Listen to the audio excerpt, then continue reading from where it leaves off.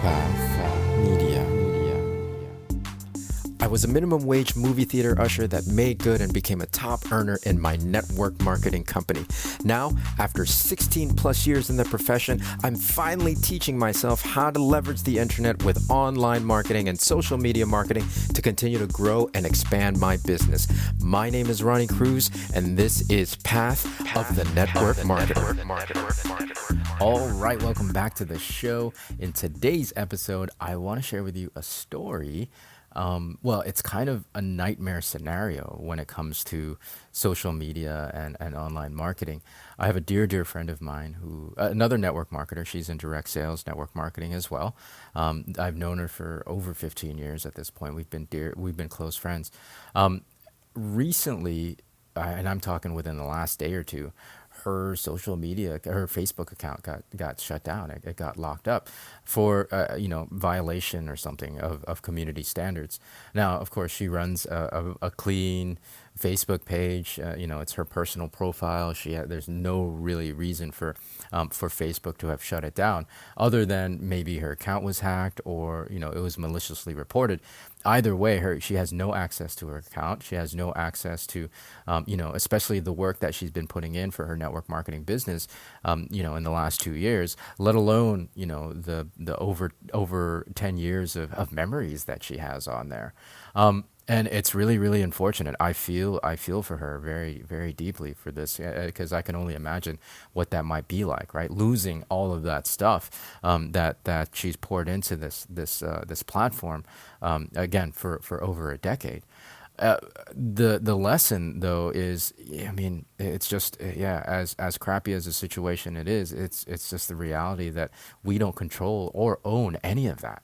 Right, and this again is a nightmare scenario. You would hate for, you would hate to think that this stuff is possible, but it is. It totally is. And this example is just one of many, actually, that I've heard recently of Facebook locking down people's accounts for whatever reason, right? So number one, obviously, be very careful and intentional with what you post, and especially what you click on online. And number two, back up your stuff, right? Like I stopped really posting personal stuff on Facebook, especially a while back, right? Like I don't really have much time for it anyways. I like to live a mostly private life, secluded up in the mountains in the middle of nowhere in my log cabin, right? So, I'm very, intentional and purposeful with what I post, right? I share content that's very very intentional. Number two, back up your stuff, right? Like I keep copies of my shows, of stuff that I post that's business related. This podcast, for example, I have backup audios of this. I don't keep the video as much because there's not really so much need for the video, but for the audio, I definitely keep a library of this stuff, right? So back up the stuff, and really the last piece is, again, understand that we don't control or own any of it. It is incredibly unfortunate. Again, my heart goes out to my friend. It sucks. It really sucks to have that happen and lose all that work, lose all those memories that you took the time to curate over the years.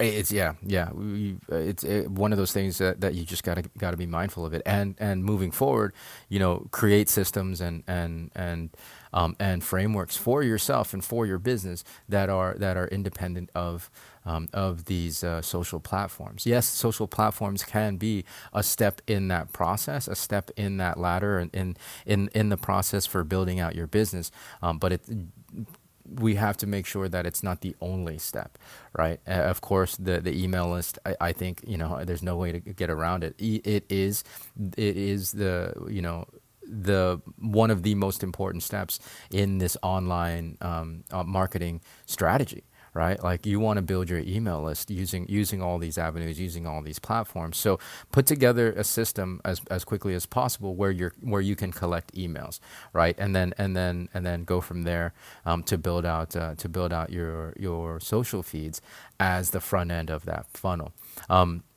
again, I always reference back to Jenna Kutcher and her course because it's so simple. I do understand that it can be intimidating to do something that's completely foreign, right? For me, it's technology, right? I'm intimidated by technology, and so to have a course that's simple and easy to follow, pretty much holds your hand through every step of the way, like Jenna's course. I can't recommend it enough. I don't get anything out of it. I'm not an affiliate of Jenna's.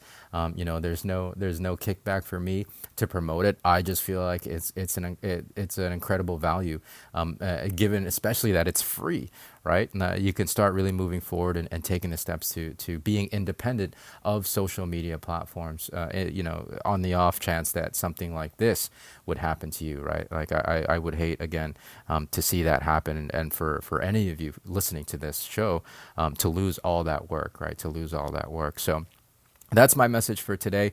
Hopefully it makes sense. I'll leave the link to Jenna's course, the email list building course, in the show notes of this episode. So if you want to check that out, go check it out, and tell her that I sent you, right? Tell her that I sent you. Even though I get no kickbacks, but I think I would get a kick out of it if you told Jenna where you heard her from, where you got her email list building course from. So anyways, that's it. Thanks for tuning in. We'll catch you in the next episode. Until then, be well, be safe. We'll see you tomorrow.